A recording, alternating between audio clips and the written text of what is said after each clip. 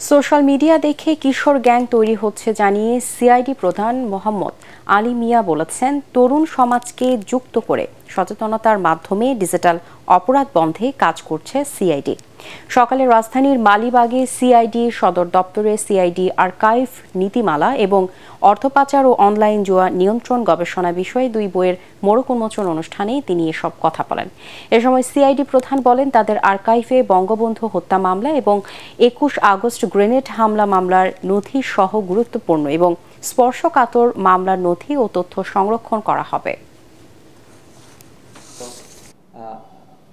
এখন ডিজিটাল যুগ, সাইবার যুগ, আমরা স্পেশাল ডাইমেনশন আকারে গডফাদারদের নিয়ে আসছি এবং মাদক গডফাদারদের যত প্রপার্টি আছে তাদের প্রপার্টি, অবৈধভাবে অর্জিত প্রপার্টিগুলিকে আমরা আইনের আওতায় নিয়ে আসছি। কোনোটা ফ্রিজ করেছি, সিজ করেছি।